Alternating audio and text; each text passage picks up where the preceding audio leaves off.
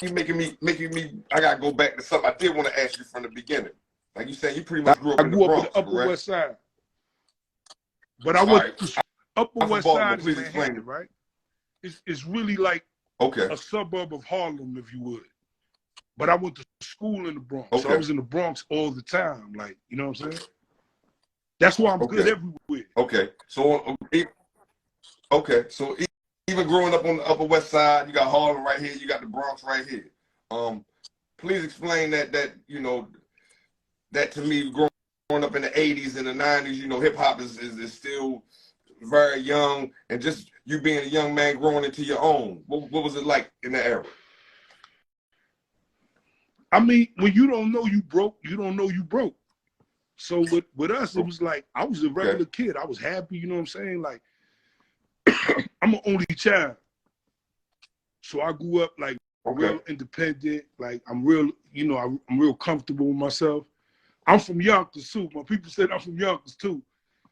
Yeah, you know what I'm saying? Like I'm from everywhere. But Yonkers, there's a special place in my heart for Yonkers. Long live Kiki, long live Bug. It was just one of them situations where growing up, you know, I saw a lot. I was privy to a lot. You know, I'm Dominican, so Dominicans known for supposedly selling drugs at that time. And so I was just, you know, all my uncles, all my people, like, they was real, you know, hands-on with me. And I ain't never had to do none of that. I ain't never had to sell no drugs and shit. Like, But I grew up fighting. Wonderful. You know what I'm saying? Like, and at 14, I fought a grown man and I jawed him, knocked him out, and my life ain't been the same ever since. Yeah, that'll put him, like you said, the stripes. Like, dog, Tiger got his. Yeah, like even Tiger in my hood, stripes, when that happened, like, everybody treated me different. You know what I'm saying? Like, everybody was like, yeah, he not no little boy. Like, you got to deal with him in a different capacity and shit. Right. And so they did, you know what I'm saying? And so if I couldn't do it in my hood, I wouldn't be able to do it outside of my hood, right? So it was like that's where it started. Right. Like, that's why I perfected my craft. That's where I was like honorable. You know what I'm saying? Like, I'm really into integrity and honor, man. Like, and people say, what's integrity? Integrity is doing the right shit even when nobody's looking. Like, I don't do no sneak shit. I don't pillow talk. I don't talk about my niggas. I don't try my niggas' old ladies. None of that. I don't even know what that shit. Yeah, we don't, you know, we function on a high level over here, like high spiritual level. Like, you know, I'm a God-fearing man. Like, I believe in Christ. That's my thing. Whatever you believe, Allah, Buddha, I support it. I don't really talk about politics and religion. That's not my thing. You know what I'm saying? Like, I believe that everybody deserves to do whatever the fuck they want to do and just leave them alone. I learned that early on about religion and politics. Like, bro, that shit creates wars. You don't want to have them kind of conversations. Just let that shit be. Because everybody got an opinion. You know, opinions are like belly buttons. We all got one. So at the end of the day, you don't have to share yours. You know what I'm saying? Like, everything ain't for discussion. Like, it's all right to feel away and not tell nobody. Absolutely. Absolutely. But as you're saying, with this social media shit, everybody, I ain't gonna say everybody, but enough of people share their thoughts and opinions on shit that they don't need. Yeah, nah, you know, sucker free shit, man. Like, real shit. Like, you know, you live your life. Absolutely. And for me to be 48 years old, and for me to get the love that I get, and for me to get it just tells you, like, being honorable does work. You understand what I'm saying? Like stand on what you say, nigga. Like, you know what I'm saying? Like and let people, if you're not motivating, if you're not influencing at my age, then what the fuck I'm doing? I believe that God got me around because I share my jewels. God got me around because there's a bunch of young boys out here that'll blow your motherfucking head off. But I got them under my wing and I talk them out of there and I reel them in and I show them a different way. And so there's a lot of people. Yeah, there's a lot of people that don't understand. I done gave jobs to a lot of dudes that was Zip. Yo, shout out to my brother Zip with the drip. If you don't know Zip with the drip, that's Mr. Let's Get to That. That's my brother. for real, like, yo, and the crazy part is me and Son ain't never met in person, right? But the Okay. energy is just profound. Like, we talk, we FaceTime, and sometimes we just hit each other with DMs. We don't even gotta speak. But it's just, I like authenticity, nigga. I like genuineness. I like, you know, when you say something and niggas could go back and look and say, yo, he been saying that. You know what I'm saying? So, like, shout out to my nigga Zip. Yeah, man, but it's just, you know, you gotta move with honor, man. Like, and I'm gonna keep using the same words again because I apply them to my life. You know what I'm saying? Like, loyalty. Can't nobody ever question my loyalty. I ain't never bend, I ain't never fold, and I ain't never break. And if a nigga can say otherwise, call me on it. Call me on it. You know what I'm saying? Yes, sir. Zip, you already know. Man, I seen from what I gather, you still do security work for newer J.I. is my little brother. Okay, I got it down right here. Artist J.I. Okay. I'm just saying, like, some of them are not, you know, forgive me for lack of a better term, there's too many artists, rappers, whatever you want to call it, out here now. Like, it's just too many for me to know everybody. You know what I'm saying? So I was like, okay, who is this? Who's that? So so you said J.I. That's your guy right now. What it is him and his, again, small world. I went to high school with Jim. I went to high school with his manager at G-Starr Entertainment. That's not only his manager, it's the label he signed to. It's called G-Starr Entertainment. And we all went to high school together. My brother used to be, my brother Gabi used to work for Loud Records. And yeah, he's the one that put us with Mobb Deep. As you know, when Violator put us with Mobb Deep, it was from a management point of view. When Gabi got us with Mobb Deep, it was from a record label point of view. So he made sure that them promo checks was nice and big. Pause. He made sure that we got paid for everything that we did. He made from the label side. And so we kept that relationship. And then over the years, you know, he managed and started Coke Boys with French. And so he tried to get me involved with the French situation early, but it was contrary. You know, I worked with Jim. So I can't do that. Like, it's different. Yeah, I seen the joint with you and him and Max B. You know, it's different if we go like G-Unit, Dipset, The Clips, Mobb Deep, CNN, because they had no correlation with one another. But with the Jim and French, there was a direct correlation there. And there was the Max B situation. So it was like, I just felt like it would have been sucker of me to say, okay, they offer me the money that I want, but like my integrity wouldn't allow me to do it. So I didn't do it. So no, I get it. You know, but over the years, he's helped Akon, David Banner, all kind of people. And then what ended up happening was when he got J.I., you know, he was like, I know exactly who to call. And so J.I. started working with him when he was 17, 18 years old. You know, he's 21 now.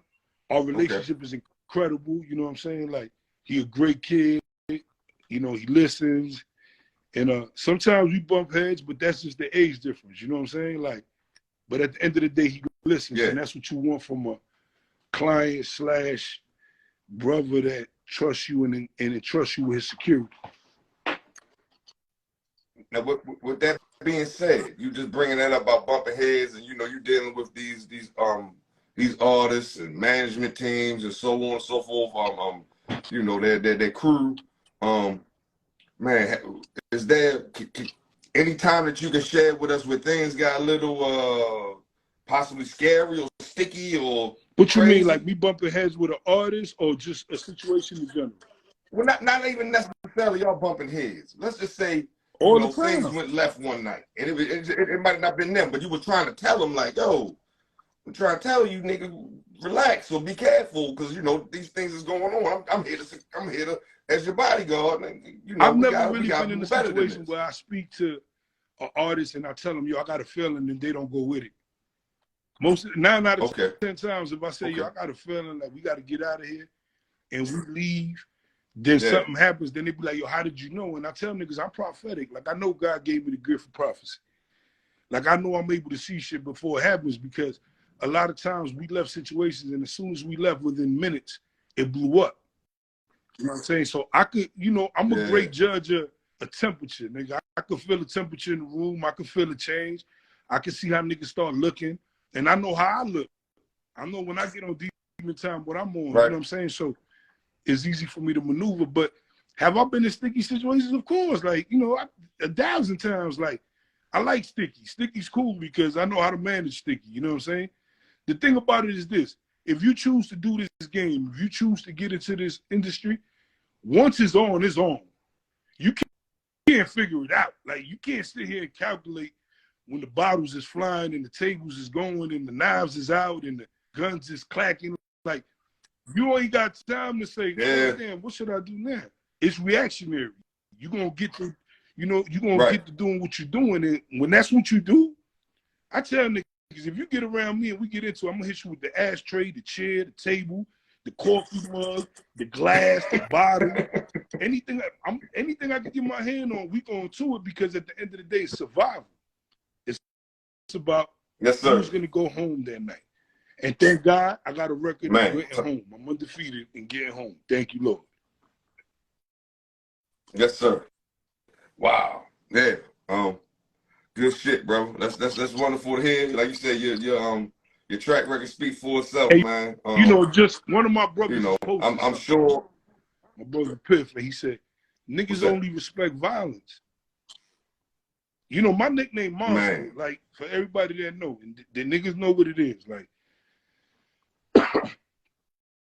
I try not to even like operate under that moniker anymore, just because I'm in a whole different space in my life, right?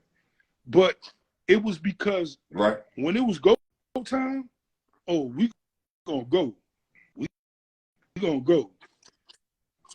Yeah, the dude as Jim Jones, y'all heard your security just knocked that's what I'm talking about. Like, yo, let me tell you something, real shit. We was in Dallas, Texas.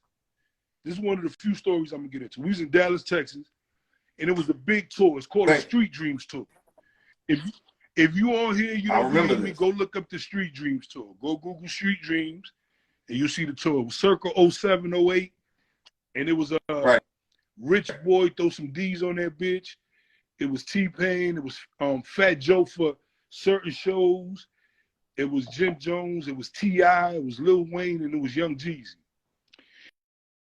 And we was all on tour buses traveling across the country, all of us together, like mobbing, like, you know what I'm saying? I'm in Wayne bus, Wayne bodyguard on our bus, Jeezy, everybody fucking with each other heavy. It was nothing but love, no competition at the time, because everybody was getting their bag. So we had a show in Dallas. And what happened was, I don't know, because us laddy-gagging or us stopping at the mall, whatever, we were supposed to make it to Dallas, and we were supposed to perform right before T.I. So it was like us, T.I., Jeezy, and then Wayne. They used to alternate who closed. So I get it. For whatever reason, we was late. And when we got there late, we had to perform after T.I. And for some reason, the promoter was on some like rah-rah shit because of it, right? Like he wanted some money back from the back end, which we already had picked up. So Jim looking at him like, my nigga, what you talking about? Like, we came, we performed. Fuck that slot shit. Like, I gave you my 45 minutes that I was supposed to give you. We on to the next one. So as we proceeded to like try to walk away from the nigga, I see security from the venue forming on us.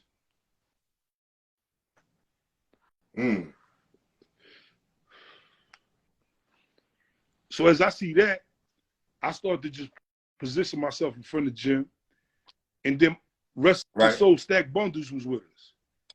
And Stack Bundles had a bottle of champagne that he brought off stage with him. And for some reason, when niggas got too close, Stack just cracked the promoter in the head with the bottle. Boom. Split his shit wide open. Now we get to get. I hit security nigga in the jaw. Boom. Knock his ass out. So now we not running, but we trotting to the bus. We trying to get to our bus because that's where the big shit at. So as we go outside, we see somebody else. We get to it. I'm you know, putting my work in. Nigga fall, I stomp the nigga, take his chain. We hop off the dock, jump on the bus. These niggas surround the bus, but police come. Yeah, I had to get Oh, off man. the bus. They was taking pictures of my hands, taking pictures of my clothes.